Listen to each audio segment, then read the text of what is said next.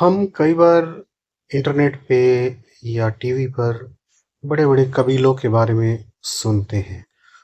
उनसे जुड़ी हुई परंपराओं के बारे में भी सुनते हैं कि लोग कैसे कबीले के देवताओं का आह्वान करते हैं और वो देवता कैसे बड़े-बड़े कबीले वालों की मदद भी करते हैं।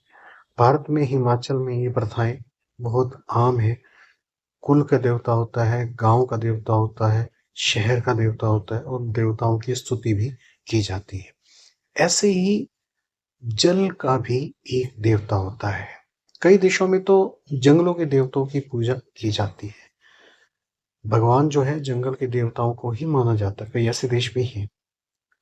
जो जल का देवता है वो हमें भावनाओं के सागर से परे लेके जाता है। दूसरा स्टेबिलिटी लेके आता है और हमारी सारी की सारी इच्छाओं को पूरा करने में सहायक होता है।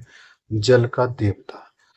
जल जो है वो अगर हम चक्रों की बात करें तो हमारे स्वादिष्टान चक्र से संबंधित है और अगर हम तत्व की बात करें तो वो हमारे जो वाटर एलिमेंट है जल तत्व से संबंधित है।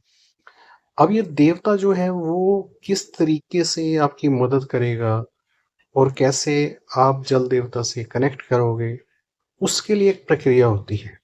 हालाँकि ये प्रक्रिया स्वादिष्टान चक्र और जल साधना यानी कि जल तत्व साधना से भी संबंधित होती है, क्योंकि शुरू में एनर्जी इन्हीं साधनाओं से उठाई जाती है और फिर उस जल के देवता का आह्वान किया जाता है। आह्वान मंत्रों से होता है और जब हम जल के देवता का आह्वान करते हैं तो वो हमारी जो दबी हुई इच्छाएं होती हैं उनको भी पूरा करने में सहायक होता है। एक और बात यहाँ पे आ जाती है, चंद्रमा। चंद्रमा भी जल से जुड़ा हुआ है और चंद्रमा का सीधा संबंध जो है वो जल के देवता से होता है। इसमें जो पूर्णिमा और अमावस्या, इन 2 दिनों में खास तौर पे जल देवता की साधना की जाती है। पूर्णिमा का जो लक्ष्य है साधना का अलग होता है, यानी कि पूर्णिमा के दिन और अमावस्या के दिन जो साधना का लक्ष्य है वो अलग होता है। दोनों अलग-अलग शक्तियों के लिए की जाती है। जल देवता का आह्वान जिसने कर लिया, उसके पास जो भी उसकी इच्छाएँ हैं, सबसे पहले तो वो पूरी हो जाती हैं और दूसरी बात, एक संतुष्ट रहने की भावना भी जो है, वो भी उसके पास आती है। ऐसा नहीं कि वो दुनिया का सबसे धनी व्यक्ति बन जाता है, लेकिन उसकी जो यात्रा है जीवन की, वो बड़ी सहज हो जाती है और वो ध्यान की दुनिया में, अध्यात्म की दुनिया में भी आगे बड़े अच्छे तरीके से बढ़ने लगता है।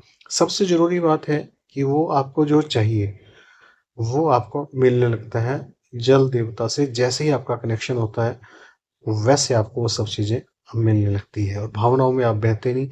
आप एक स्टेबल व्यक्तित्व आपका हो जाता है, एक स्टेबल व्यक्ति हो जाते हैं। बड़ी से बड़ी कठिनाई से आप नहीं घबराते। जल देवता देवता जो है सीधे तौर पे आपकी मदद करते हैं। अगर हम अचीव कर लें जल देवता की प्रोसेस के द्वारा जल देवता को, तो हम जो-जो मैंने बताया वो सारे के सारे चमत्कार आपकी ज़िंदगी में होने लगते हैं।